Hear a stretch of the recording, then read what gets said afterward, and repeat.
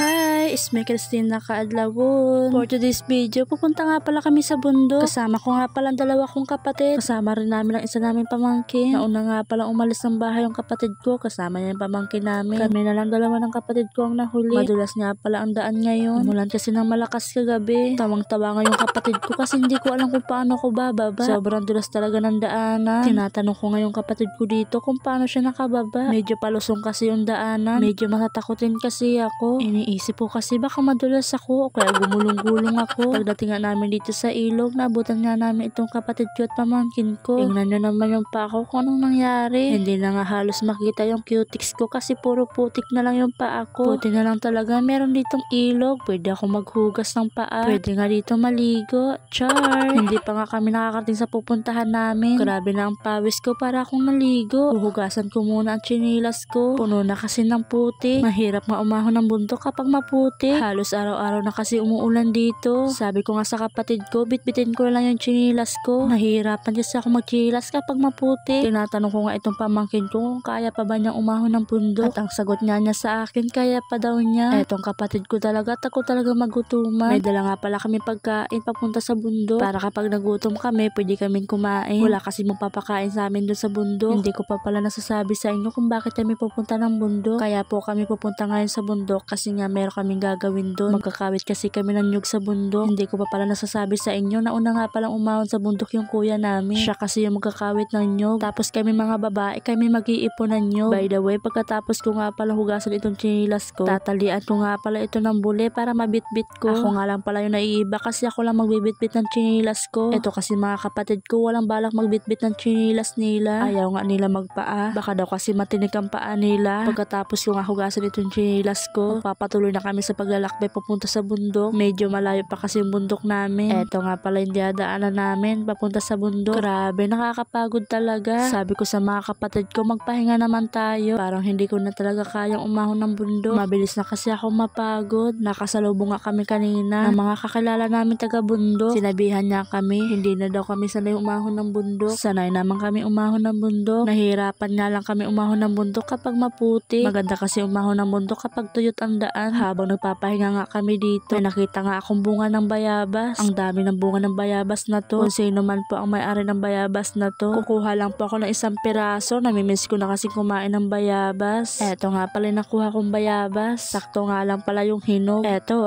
isa lang yung nakuha kong bayabas. Eto na nga, titikman ko nga itong bayabas kung matamis. Wala naman sigurong maalat na bayabas, diba? Ang sarap talaga ng bayabas. Hindi ko nga pala kinakain yung balat ng bayabas. Parang ibang lasa kasi yung balat ng bayabas para sa akin. Tinanggal ko nga muna yung jacket ko kasi naiinitan ako. Pangalawang pahinga na namin to. Pero medyo malayo pa yung bundok namin. Kahit pagod na kami, nagawa pa namin tumawa. Paano naman kasi itong kapatid ko na si Kulot? Nakuha pa niya talaga magbiro. Nakikita kasi ni Kulot nagbibideo ako. Sabi ko kasi sa kanya, anong masasabi mo? Ngayon nandito tayo sa bundok. Kaya napatawa kami sa sinabi niya. Ito kasi yung sinabi niya. Hello mga unggoy, nandito kami ngayon sa bundok. Naghahanap nga pala kami ng saging. Sabi ko nga sa kapatid ko, ano tayo mga unggoy? Pagkatapos nga namin magpahinga, eto na naman, maglalakad na naman kami. Alas 8 nga ng umaga kami umalis ng bahay. Tapos makakarating kami doon sa pupuntahan namin, alas 10 na. Halos 2 oras nga ang paglalakad namin. Dito nga banda, medyo patag na ang daan dito. Maganda nga ang panahon ngayon. Sana uminit maghapon para matuyo na yung daan. Eto kasing kapatid ko, nahihirapan na siya sa paglalakad. Paano naman kasi yung crocs niya? Puno na ng putik. Sinabihan ko na kanina siya, nabitbitin niya ang chinilas niya. Kaya nga lang ayaw niya bitbitin. Ayan tuloy, pahirapan siya sa paglalakad. Tingnan nyo nga yung paa ko, parang hindi ko na paa to. Parang paa na ito ng kalabaw. Eto nga, meron kami nakitang malilong. Magpapahinga muna kami dito. Last na pahinga na namin to kasi malapit na kami sa bundok namin. Syempre kapag nandito ka sa bundok, hindi mo maiwasan hindi mag-picture-picture. Tingnan nyo naman yung kapatid ko na si Micah, kanina pa siya nagpipicture-picture. Dahil wala siyang dalang tripod, gumawa talaga siya ng paraan. Kumuha nga siya ng kahoy para gawing tripod. Grabe, parang sumusuko na yung katawan ko. Grabe ang hingal ko dito sa pag-ahon ng bundok. Binibiro ko nga itong mga kapatid ko. Sabi ko nga sa kanila, balik na lang ako sa bahay. Sagot niya ng mga kapatid ko, malapit na tayo, tsaka ka pa uuwi. Etong mga kapatid ko talaga hindi mabiro. Sabi nga ng kapatid ko, dapat araw-araw daw ako umaahon ng bundok para daw pumayat naman ako. Sabi ko nga sa kapatid ko, gusto mo araw-araw, ngayon pa nga lang parang mamamatay na ako dahil sa sobrang pagod ko. Sabi nga sa akin ng mga kapatid ko, wag ko daw damdamin yung pagod. Isipin Iisipin ko daw kung paano ko papayat. Finally, nandito na rin kami sa bundok namin. After 2 hours, nakarating na rin kami dito. Pero alam nyo, kahit isang oras, makakarating agad kami dito. Kaya nga lang, maraming beses kami nagpapahinga, kaya umabot kami ng 2 oras. Meron na kami kubo dito, kaya nga lang nasira na. Sana maghapon uminit. Kapag umulan kasi, wala kami masisilungan. Pagdating nga namin dito, nakita namin yung kuya namin, nagkakawit na ng nyog. Tulad nga sinabi ko sa inyo kanina, kami nga mag-iipon ng mga nyog. Ito nga yung mahirap na gawain kapag magkakawit ng nyog. Pag hindi ka maingat sa pagkakawit, maaari ka kasing matamaan ng nyog. Hindi naman kalakihan itong nyugan namin, maliit lang to. Kaya mabilis lang din kami matatapos. Magbubuo lang pala kami. Hindi na namin tululoka rin kasi nga konti nga lang itong nyug namin. By the way, hindi ko pala mapapakita sa inyo ang full video nito. Kaya abangan nyo na lang yung part 2 nito. By the way, dito ko na lang tatapusin ang aking video. See you next vlog. Bye-bye!